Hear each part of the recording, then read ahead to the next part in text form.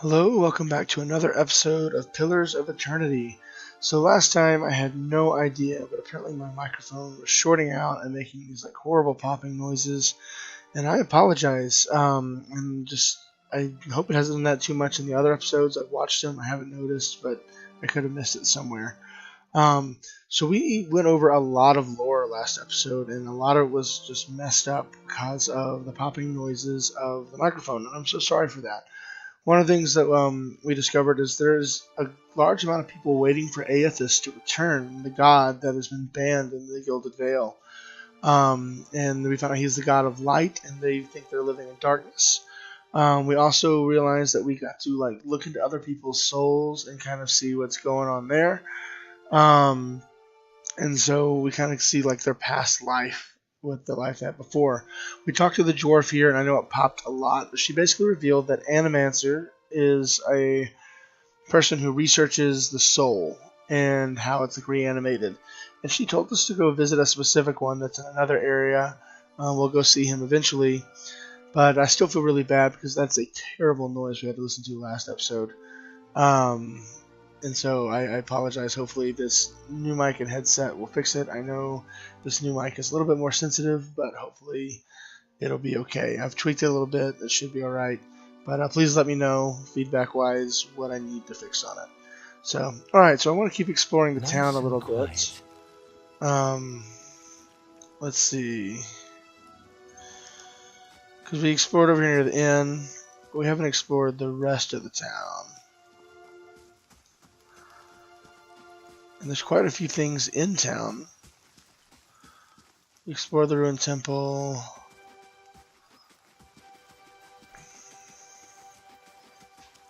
Alright, so we got some people to talk to. Okay, so as you near, I think this is going to be a common thing we're going to be able to do. So let's reach out for a soul. You see a group of people standing around a wagon transfixed on a sword as it swings in a large, graceful arc. This man holds the sword, passing it from hand to hand with a relaxed ease, making the blade dance in front of his audience. He tosses it into the air, spins, and puts his arm behind his back to catch it. The crowd claps excitedly, and a couple of them gasp, certain they were about to see a tragedy. Hugo. Let's touch his soul. You see a room, bright, warm, and covered in greenery. There isn't a spot in the entire space that doesn't have some kind of plant growing in it. Still germinating seeds from the corner here, large sprawling vines climbing the walls there. Although most of the plants are actually in some kind of container, there are a few that have grown from the dirt floor itself. These are just as lovingly cared for as anything else in the room. This man wanders through the plants, smiling at each and every one, an old pipe clenched between his teeth. Stopping next to one, he touches a leaf, lifting it up to look at the underside, then gently rubs it between his fingers. He takes a small handful of the soil it grows in and crushes it with his fingers. Satisfied, he drops the soil back into the pot and continues to the next plant. He hums a low, cheery tune as he moves among the plants, occasionally stopping to sing a few words of something to one of them. He finally reaches the door, having visited every plant in the room. He turns back to look at them, a look of serene pleasure on his face. Then he steps back and is gone. Okay, that wasn't really anything. Where are we? Oh, let's go grab this.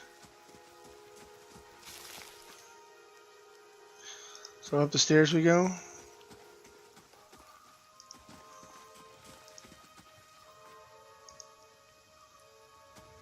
Alright, so somebody's worried about the child. Any help? Doesn't look like anywhere to go over there. Afra was the name of the person, I think he said. So we got over here. Oh yeah, it's down here on the bottom right, Afra. So if they have a name, apparently we can reach out and touch them, is what it looks like. Can we reach out and touch a cow? Because that would be cool.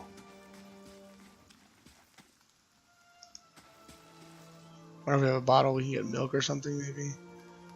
Not entirely sure. Let's come over here. I hate how the fog blacks things out, even though we've been to places before. Where are we on the map? This town really is huge. Let's come check out up here.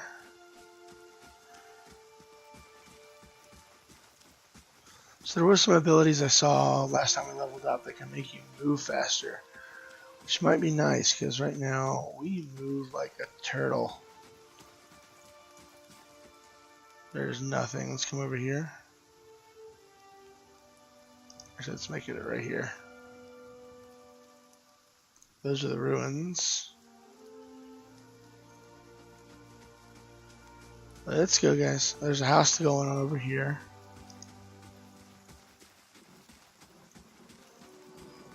Let's see what's in this. Ale. Okay, we like ale. Let's see what's in this house. So the town is huge. It seems like, but it really isn't that big. Oh, we got a book to read. That's the history of the Deerwood. I think last time I said I don't care that much about the history of the area. Bottle of Sonored is half empty. Ingrid. This man and woman appear to have been in deep conversation, working at closing two bulging satchels. They are moved to embrace until the woman notices your approach and pauses, her smile faltering a little. Well, we did just barge into their house, I will say. Welcome. Can we help you? She looks to her companion, brows furrowing with confusion. Do you know this man, Nanton?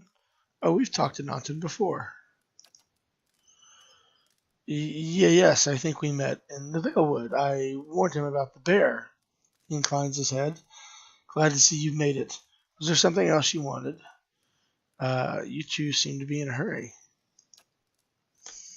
Yes, I imagine so, Ingrid laughs. We're packing for a trip, actually. I've been meaning to visit Defiance Bay, and she looks at Nanton. Well, in truth, I think I've had my fill of this town. Something is going on here. Is there anything you can tell me about the Gilded Vale? Ingrid smiles wryly. Only that you'll want to be moving on as soon as you can. You'll have seen the tree, I imagine, but the rot goes deeper. If you were looking for work, I'd say you have a better chance of it elsewhere. Let's talk to Nanton. Gods keep you. Okay, nothing. Alright, well, that was kind of a waste of time, I feel like. So let's go check out the windmill. I think that's what was up here. Make sure there's nothing else. Oh, what's up there? Alright, we'll check that out next. Let's go to the windmill first.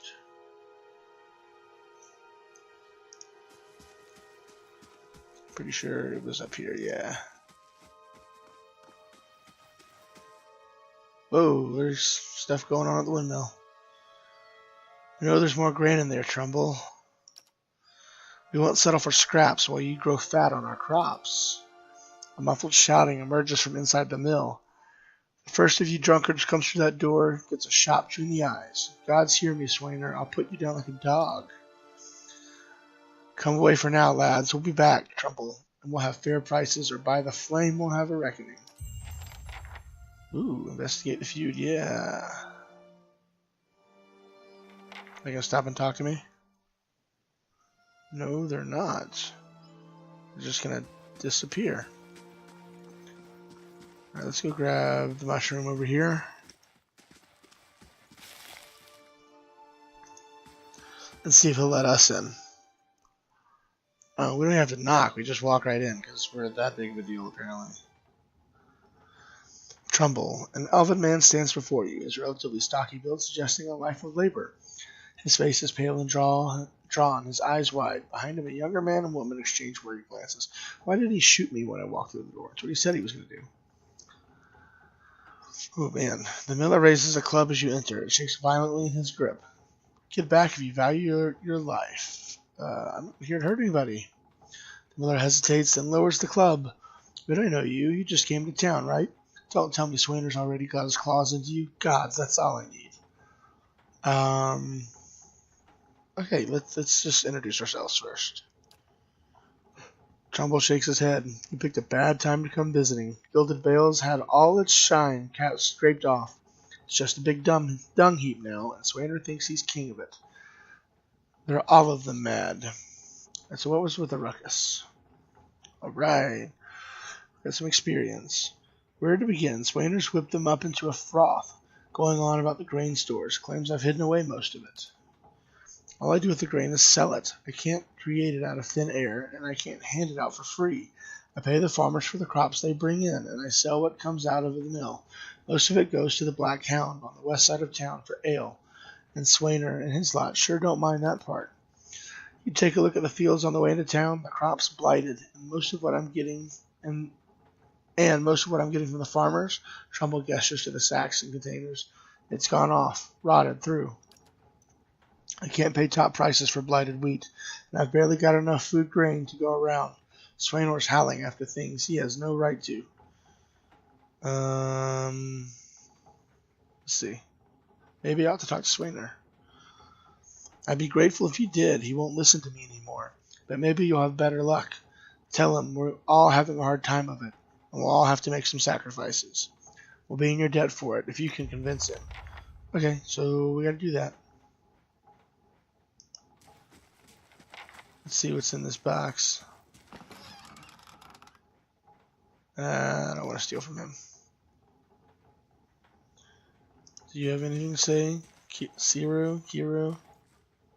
It's a son. Both of them are his sons. Okay, so let's go find Swainer. I think that's how you pronounce his name.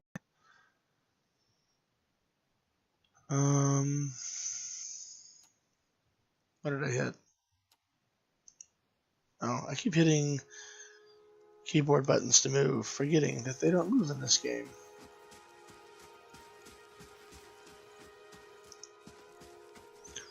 So there's some more exploring to do up here. Who's that? Villager.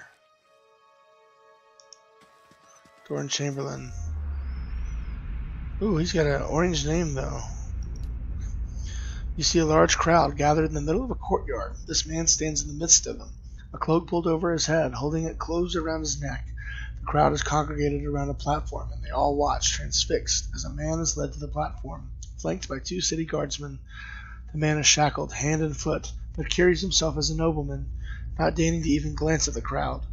The cloaked man pulls his cover closer around his face and turns to leave, hunching over to avoid being seen. A crier on the platform unrolls a parchment and begins to read, but the man pays no attention, intent on getting away from the courtyard. The crier's voice grows louder and more intense as he reads, and the voice from the crowd starts to punctuate his sentences. The jeers and shouts grow more frequent with each one. The cloaked man flinches and his shoulders droop. He breaks from the crowd, coming to the edge of the courtyard as the crier reaches the end of his proclamation. The crowd grows silent again, save for the occasional shout. The man turns back to look at the platform, seeing his father kneeling before the block, neck exposed. The executioner moves into position, lifting his axe to strike. The man turns suddenly, unable to watch. There is a wet thunk, and the crowd breaks into cheers and applause. He leans against the wall, regaining his composure, then straightens up with obvious resolve. He strides off, away from the crowd and his legacy. Dude's dad died. What does Rudolph have? He's blue. You see a pair of immaculately polished leather boots and impeccably maintained goatee. Their owner, a slightly hook-nosed man with a wicked grin and narrow eyes. He bobs his feathered hat at a nearby merchant as he ambles by. A small piece of parchment held tight in his fist, ink staining his fingers.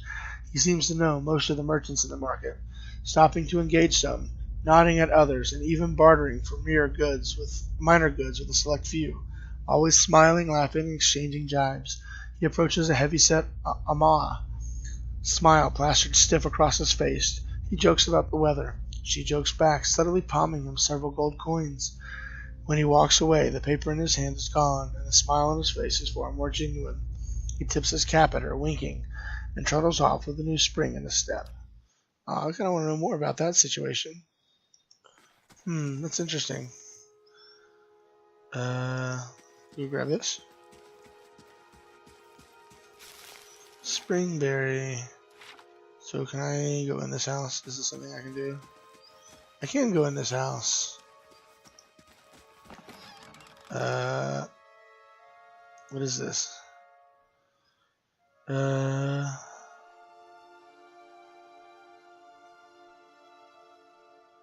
Oh, wow. A Minor boost in energy. Yeah, we'll pass on that.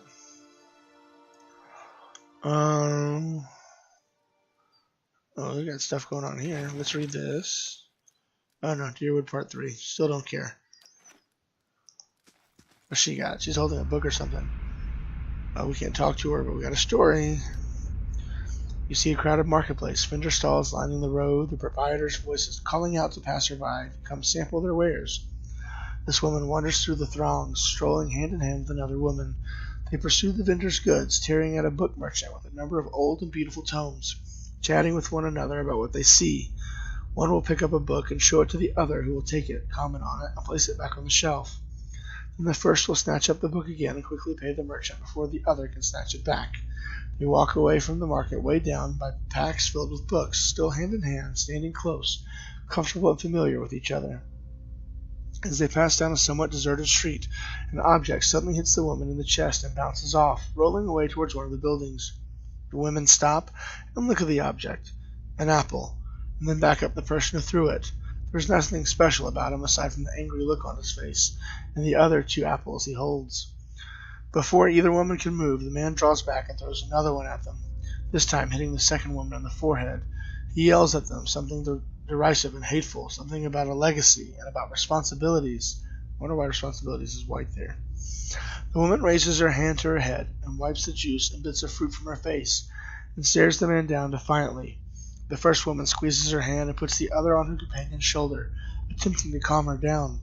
The other woman pulls a book from her pack and holds it before her, muttering under her breath.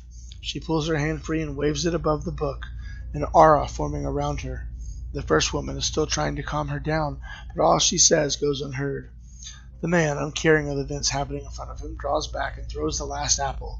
As it arcs through the air toward them, the second woman brings up her hand and points at the apple.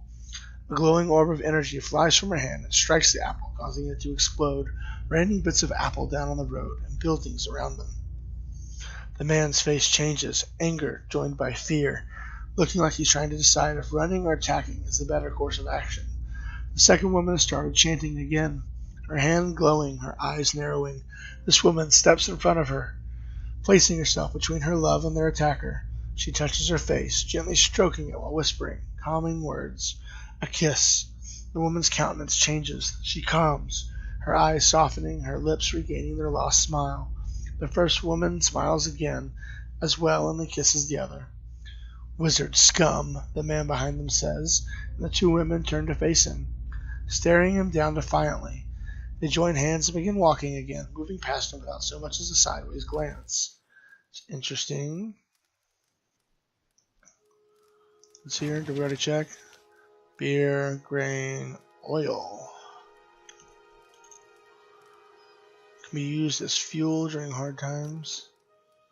Interesting. Okay, let's go talk to this one. Once again, we're going to reach out for her soul. Okay. You see a key turn gently, steady, and hear a ghostly click as the door swings inward. 2 figures slip in, locking the door behind them, and begin their prowl.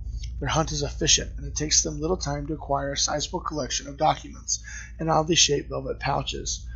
Quick hands fill pockets and rucksacks, bags. The door opens downstairs and everything freezes. Footsteps, a tired giggle. The thieves are all eye whites and short breath as they empty their pockets of all but the necessities. Anything noisy hurriedly replaced. Silence from downstairs, and tentative steps up the staircase. A voice calls out. One thief creeps forward, the other gesticulating wildly for him to return. He continues forward, crouching by the banister. He sees a gaudy shoe and shoves.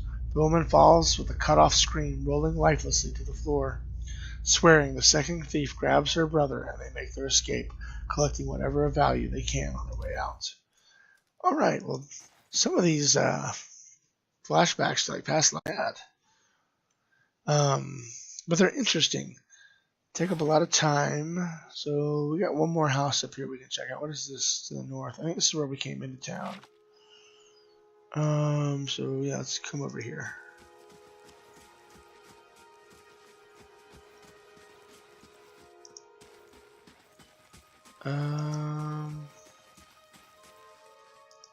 So over here, I guess this is going to be the entrance. Dude in the orange, his helmet is cool. I think those are the two different types of knights we were reading about last episode. I don't know if that got caught up in the crackle and popping. But, okay, so there's nothing to do over here. So let's come back down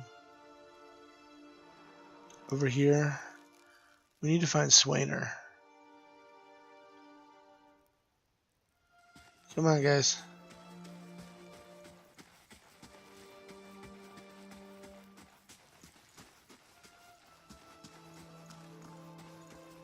Is that him right here? I think that may be him. No, that's a villager. You know, we didn't go see the blacksmith. Let's go check out the blacksmith. Road east, temple. Afra. Okay, we need to go check her out too. We'll go in here first, and then we'll go check out Afra. Hey, man.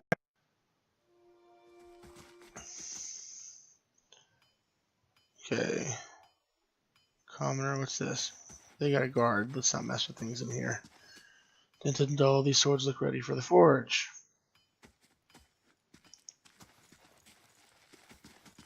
More stories to read. Yep.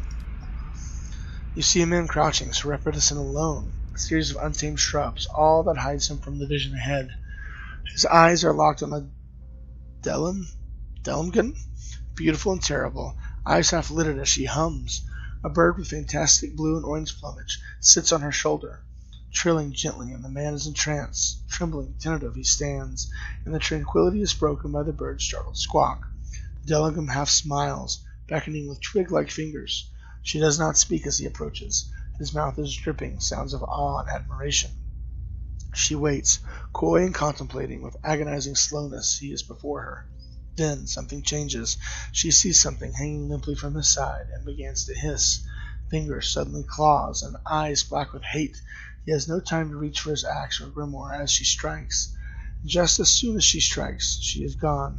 The only evidence of her existence, the shuddering wreck on the ground. He grabs at his grimoire, nevertheless, and begins to chant.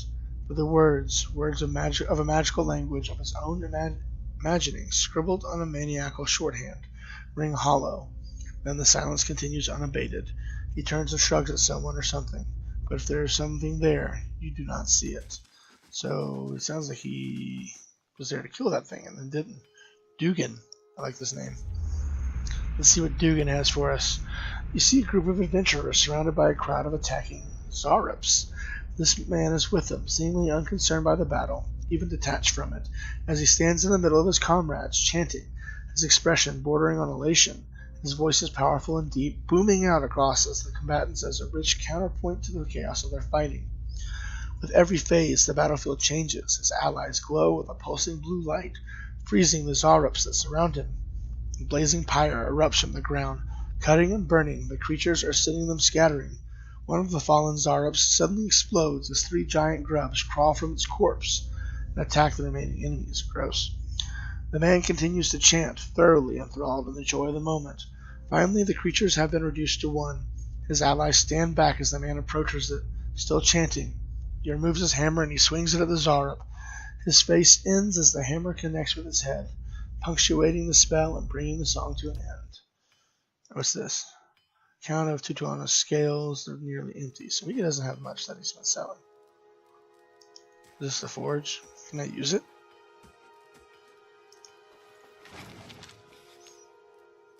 The daily affirmations of focus and efficiency. All errors can be reforged into lessons. Abaddon rebuilt himself from ruin. No setback is insurmountable, not even death itself, so long as the soul is dedicated to the task. Okay, so he believes in the soul moving on. Work hard, work well. Abaddon demands only honest labor and forthright service. All errors can be reforged if your first intentions are pure. All ignorance can be reforged into knowledge. Master your craft. Excel at what you have been trusted to do. Do not offend your teacher by remaining a student forever. That's interesting. Each generation must forge its successors. Teach your trade to all who are willing to do so. Multiply the fruits of your knowledge. All difficulties can be reforged into triumphs. Meet strife with humility and acceptance. Let adversity temper the ingot of your will, and you will never shatter. Embrace your situation. Fulfill the duties of your rank and meddle not in the affairs of your betters. All guilds fail at their weakest link. All loss can be reforged into strength. Profitable work heals all emptiness. So long as you have the tools of your trade, you will always be able to forge wealth anew. Value all the works of others, and they will value your works in return. Share the harvest with the hungry and your tools with the destitute. All souls can be reforged into whatever we will.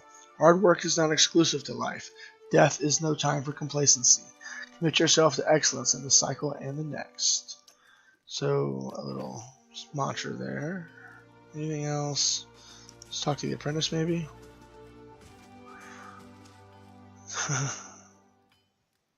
Huh. Talk to the guard. Alright, well, let's come talk to this dude. This Amah man is of an impressive build, towering over the countertop. His skin is the dusky blue of the deeper oceans, and his thick arms boast corded muscles. Small ears frame a square-jawed face, coated in smeared soot and arcing black tattoos alike. He offers a broad smile as you approach. Welcome! You're the first new face I've seen in quite some time. What can I do for you? What do you have here? You've come to us at a strange time, I'm afraid. The stock's not what it used to be, but we find weapons, armor to offer yet, all forged right here in the Black Hammer. Alright, let's see what we have for sale. Oh, man, some of these things are just really expensive. A saber. Man. Okay. Is there anything I can sell? Ooh, let's give that to him though.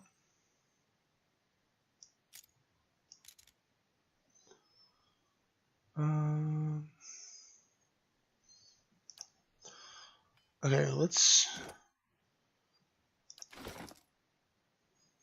put this ring on. That's pretty good. What else do I have? Okay, 12 to 17 crush damage.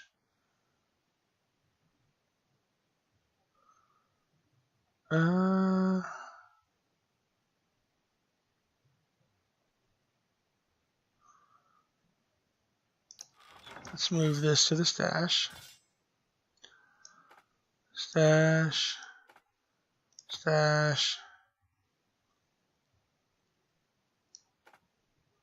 Stash. Okay. So he doesn't really have a whole lot that we can buy. So let's go to Offer's house. I know this episode's running a little bit long. I kind of want to finish up here in the town, and so next episode, hopefully we can go talk to Segmore, however you say his name, and let's see more of what's going on. So up here is where we need to come. So it sounded like she was like had a child missing or something. I'm just hearing other people talking about her. I'm assuming it's a her. It could be a guy. I know nothing about the names here. Yeah, I think we've explored everywhere in town. Except for here. Is there anything worth looting over here? Oh, there's people. I'm sure they have stories. Sure enough. Let's see. You see a lone man standing in a field. He looks around surveying the crops. Occasionally he bends to examine a leaf up close. He is intent on what he is doing. Completely absorbed in his work, this man approaches him from behind.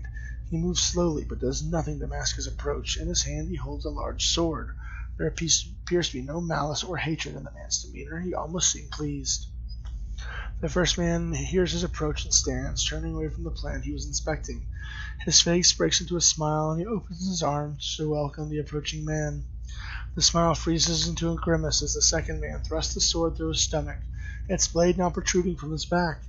His arms slowly fall to his side, and blood starts to drip from the sword onto the plants below the men. As the first man crumples to his knees, the second pulls the sword out, a tear slowly falling down the cheek of his still smiling face. And this guy, you see a small group of people gathered around the ruins of a house. The destruction continues out from the single dwelling through the entire village. Not a single building still stands. Rubble is scattered everywhere. One of the men in the group leans over something in the debris.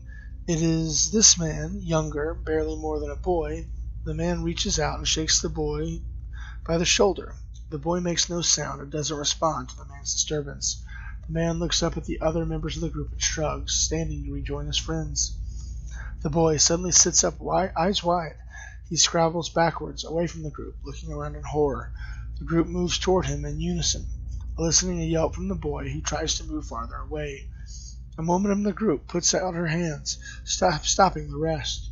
She turns to them reproachfully, motions for them to stay, then looks at the boy on the ground who is trying to push himself through what remains of a wall.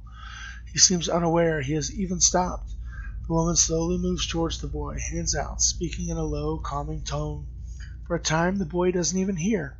He just closes his eyes and braces himself against the wall, expecting violence. Eventually, the woman's words work through the fear, and he hears her. He opens his tear-filled eyes and stares at her. She holds out a hand to him. He looks at it, seemingly confused by the offer, and hesitantly reaches out. She takes his hand in hers and leans down to help him stand. Okay. And so it looks like this is kind of it. So let's go in here and see. Alright. The dog. Or it's a cat. Cat does nothing. I don't want to do that. Let's talk to Ofra before we do anything. A dear wooden woman is standing in front of the fireplace, humming a quiet tune to herself, or perhaps to her unborn child, for she is clearly quite pregnant. She turns her head slightly as you enter. Hello. Well, finally, I was starting to think. The woman makes a startled noise when she turns around and sees you. Oh, I'm sorry, I was expecting someone else. She gives you a cautious smile. Can I help you? I just arrived in Gilded Vale. Let's say that one. I'd like to get to know you. Were you with one of the caravans? She looks at you hopefully. Master Adima's by chance? Oh, we know her. I was, yes. I'm afraid the rest of the caravan was killed. Ofra covers her mouth with a hand, eyes wide with horror. But a few moments she can manage nothing but a strangled voiceless gasping, her eyes brimming with tears. I told her it was a dangerous path to take. Kalisha was always so certain she could take on any danger. Ah, this is Kalisha's sister. Ofra sniffs. My poor sister. I'm sorry, stranger. I can't believe she's gone. Okay, yeah, let's help her if we can. Ofra looks at you with some surprise before dabbing at her nose with a sleeve. That's kind of you to offer, but I don't know if I can impose on you like this. It's not a small favor. Ofra wipes at her eyes. I'm worried about the baby, about the legacy. I told Kalisha as much as I could, but all I know is that for a long time now, every child born in Gilded Vale has been soulless and empty. It's happened to so many others, and Lord Raedric, he's exiled all of them, calling it a sign of the gods' disfavor. She sniffs. With my Hathort gone, I don't know how I'd manage if I lost my home, too. I hope Kalisha could help me. They say Ranga, the old midwife, knows a way to prevent a child being hollowborn, but she moved south to Anslog's Compass 2 seasons ago. The journey's too far for me. I can't make it as I am. But I don't have anyone else now with Kalisha gone. More tears run down her face. Please, can you help me?